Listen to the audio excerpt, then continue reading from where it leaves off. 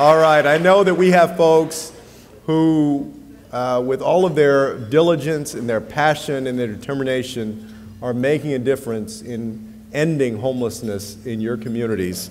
And I want to thank all of you for the life-changing work that you do each and every day. You provide a very precious gift to folks facing hardship and adversity, hope for a better future. And I also know that you do your work without a lot of fanfare, and often while being overworked and underpaid, too. Yet your commitment to this cause remains unshakable, and all of us at HUD are proud to work with you. We also have a number of our HUD team members who have joined me for this conference. I'd ask them to just stand up for a second. I want to recognize their great work every day. Thank you. I want you to know that we're eager to hear from you, our partners on the ground, to help shape our work moving forward. And it's truly a pleasure to join you here this afternoon. Exactly 1 month ago today, I had the pleasure of attending my first State of the Union address as a member of the President's Cabinet. It was a memorable moment, as you might imagine, sitting there in the chamber of the House of Representatives with all the Supreme Court justices, the senators, and Congress members, not to mention, of course, the President and Vice President. But there was also someone there that night, and I hope that you saw him too. His name is Anthony Meneses, a 19-year-old formerly homeless young man who was sitting with First Lady Michelle Obama. She'd met him a few months earlier at a round table where Anthony spoke about his experience growing up in the South Bronx. He spoke about a journey full of obstacles. His mother, Evelyn, always struggled to find a steady job to support Anthony and his 3 siblings. His best friend was murdered over a basketball game when Anthony was in the 9th grade. And a year later, Anthony's family was evicted from their home and forced to live in a shelter for 6 months.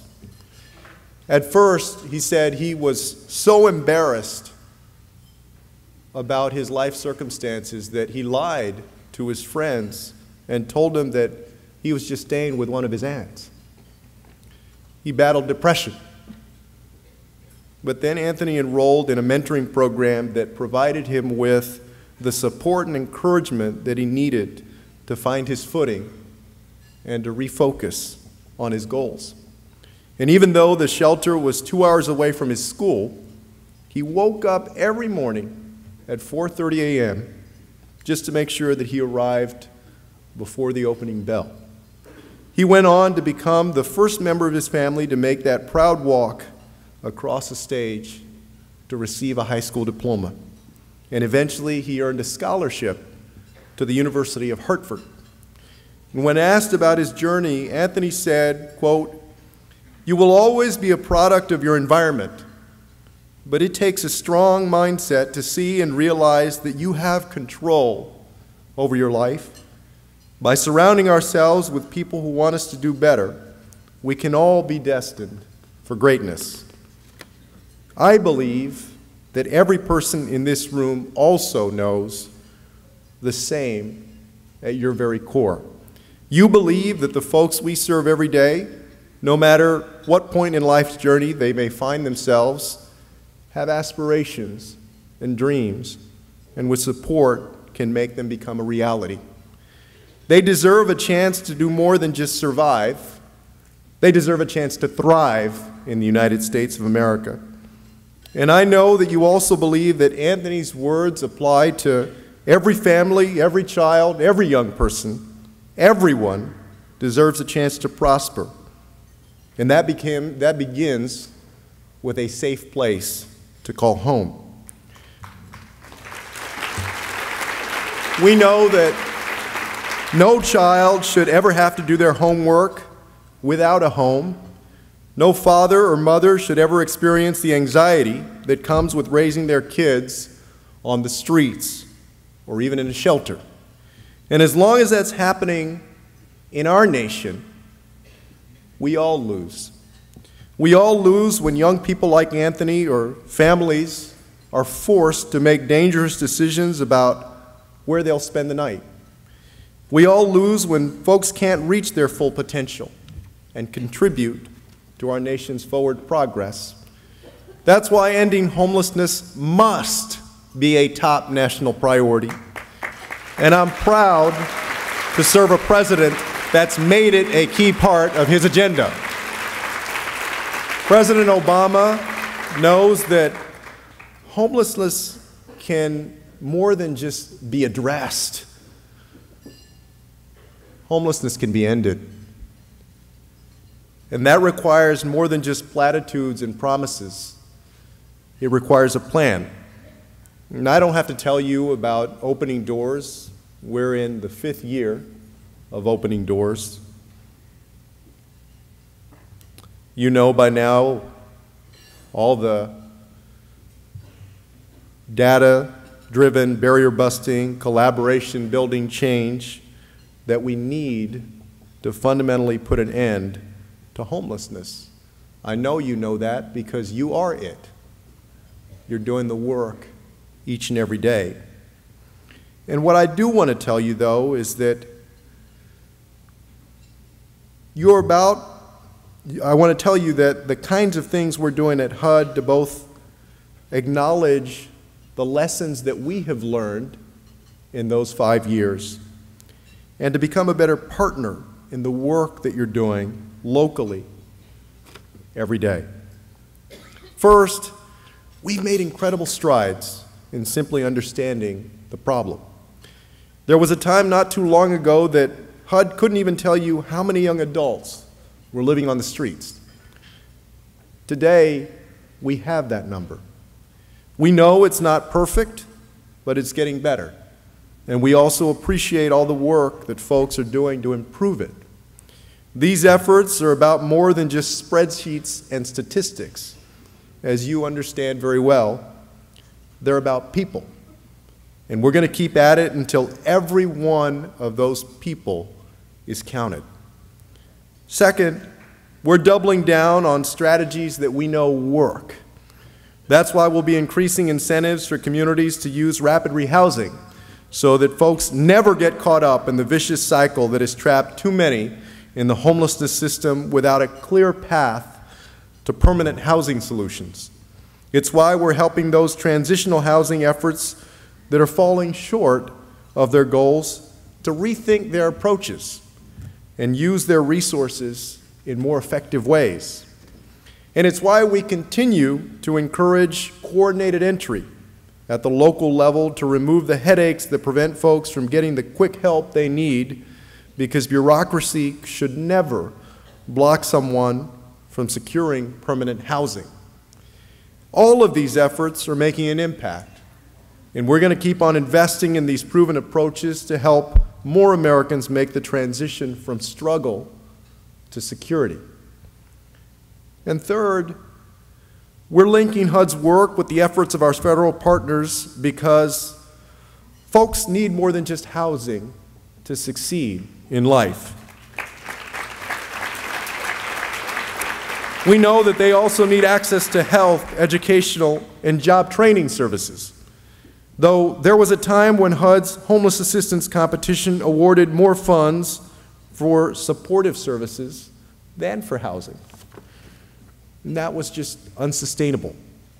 That's why we've been encouraging COCs to explore other funding opportunities with agencies like the VA and Health and Human Services, to make connections at the local level between Medicaid agencies and housing providers, to ensure that every possible resource is being leveraged to its full potential.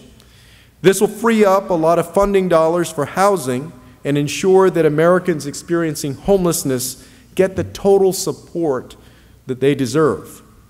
We know that people don't live their lives in silos, and government shouldn't operate that way either. One final step I want to mention is our fight against intolerance. It's no secret that a major cause of homelessness among young people is the prejudice associated with being lesbian, gay, bisexual, or transgender. So many folks are being thrown out of their homes or running away from them because they're being rejected for who they are. And this simply isn't right. It's not who we are as Americans or as human beings. That's why HUD is taking action. We've partnered with the True Colors Fund and other federal agencies to launch a first-of-its-kind pilot in 2 communities, Cincinnati and Houston. It focuses on prevention and will go all in by working with families to address and prevent the conflict that LGBT youth are often subjected to. Daniela Carter is a 20-year-old advocate working with the fund who, in her own words, quote, refuses to be another story of neglect, abuse, and shame. She believes that this work will help turn this belief into a reality for her and for her peers. And so do I. But we know that we need to keep pushing forward. HUD is committed to leading this fight. I'm convinced it's our duty to ensure equal protection for the LGBT community, especially when someone is turning to a homeless shelter to get back on their feet.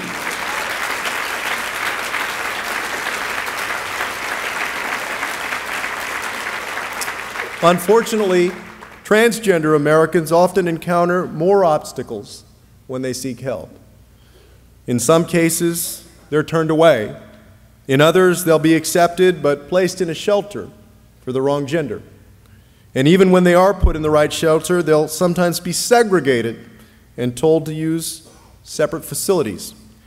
It's an injustice that any transgender person is taking action again. Today, I'm proud to announce that we're publishing guidance so that providers treat these Americans with the dignity that they deserve.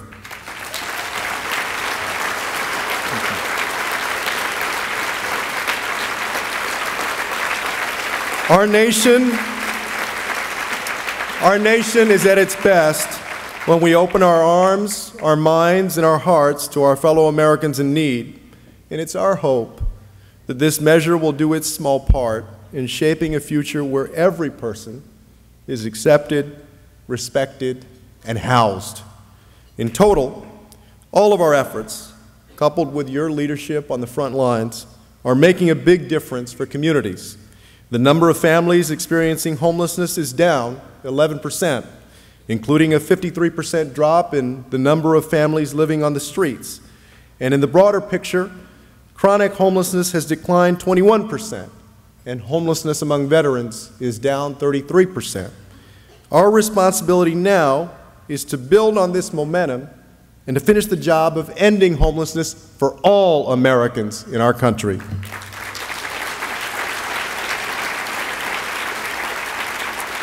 Now, to achieve this goal, our partnership must be based on collaboration and coordination, not misunderstanding or mistrust. And that's why I want to address an elephant in the room. I don't mean a Republican, I mean an issue. There are some who suggest that HUD doesn't care about youth or families, and that our programs don't serve all those who are experiencing homelessness. I want to set the record straight because if I don't, I'm afraid that folks who should absolutely receive assistance might be turned away based on bad information. While the rules about who can receive housing and services funded by HUD can sometimes be tricky to navigate, there are circumstances that should always be clear. Primarily that nobody, including youth and including families, should ever have to sleep in an unsheltered location or in a place where they're being abused or trafficked or fearful of abuse, period. Anyone facing those circumstances should be able to access our emergency shelter services. I'm talking about the 9-year-old and his mother who have been staying with a friend but have to leave by the end of this week and can't afford their own housing. They should receive help because they're at imminent risk of homelessness. I'm talking about the 14-year-old who's staying with a family friend that has started abusing her, and she has nowhere safe to go. She should receive help because she's fleeing domestic violence. I'm talking about the family staying at a hotel paid for by their church but are unable to pay for their own housing. They qualify because they're homeless and only getting by because of the generosity of others. HUD serves a wide range of individuals and families who are struggling, and anyone who tells you different is plainly inaccurate. Now, of course, there are limits to what HUD can do. There are only so many budget dollars to go around, and our targeted programs cannot be the only solution for every household experiencing a crisis. Our definition of homelessness targets these limited resources to serve those that are in the most dire situations, including those who are being evicted, abused, or in harm's way. But I'm committed to ensure that all HUD initiatives, not just our homelessness efforts, can be leveraged to address the needs of families and of youth, including the work to expand access to all forms of HUD rental assistance. I'm also committed to fighting for all the additional funding that you need to continue to make progress toward the goals of opening doors. And the good news is that President Obama is committed as well. His fiscal year 2016 budget calls for increased investment in initiatives designed to expand opportunity for Americans from all walks of life. What exactly does this mean for the work that y'all are doing every day? It means that we're requesting nearly $2.5 billion in targeted homeless assistance funding, which includes the addition of 25,000 new units of permanent supportive housing to end chronic homelessness by 2017. Funding for 15,000 additional rapid rehousing interventions for households with children to end family homelessness by 2020. And $250 million in ESG funds to support emergency shelter, homelessness prevention, and rapid rehousing efforts nationwide. We're also requesting $235 million in rental assistance through our mainstream programs like housing choice vouchers to support the goals of ending homelessness, including more than $177 million for an initiative that would fund partnerships between COCs and public housing authorities to identify high-need families and provide them with housing subsidies, as well as help tribes address homelessness in Indian country. $20 million for new family unification program vouchers for eligible families and youth interacting with the foster care system, including expanding the period in which young people can use the rental assistance to 5 years. And nearly $38 million for tenant protection vouchers for emergency shelters for victims of domestic violence, dating violence, sexual assault, or stalking. In total, the President's budget is a win for families, and I assure you that all of us at HUD will continue to push for these efforts so we can create systems to help every family and young person and help put them back on a path to stability and greater prosperity. During my 207 days as Secretary, I guess 204 days since I gave a speech last time, I've had the pleasure of meeting Americans from all walks of life, from Skid Row in Los Angeles to the tribal land of Pine Ridge. I've met a lot of folks who are struggling, who are fighting incredibly hard just to make it from one day to the next. However, despite the challenges that they're facing, almost every person experiencing homelessness that I've met still had a faith that a better day was on the horizon for them. They hadn't let their hardship extinguish their hope. They hadn't let their despair dash their dreams. They just needed someone to help them find their footing and to believe in them and to ensure they got the resources to move forward. All of us have come together today because we believe in these Americans. We believe that no child or family should be subjected to the hardship that comes with life in a shelter or on the street. We believe that no youth should have to choose between a night on the street or a night in a hotel room in exchange for sex. And we believe that every American deserves an opportunity to live with dignity and with pride. To quote Anthony Meneses again, by surrounding ourselves with people who want us to do better, we can all be destined for greatness. Since 2010, HUD has been proud to work with you to help folks turn the page on the past, begin a new chapter in life, and achieve greatness in their own unique ways. For if homelessness is the problem, opportunity and compassion and investment and diligence are the answers. And I look forward to working with all of you to expand opportunity for every American and build on the progress that we've made together. You see, my fellow Americans, we must never accept homelessness as part of American life. And if we all do our part, we'll never have to. Thank you.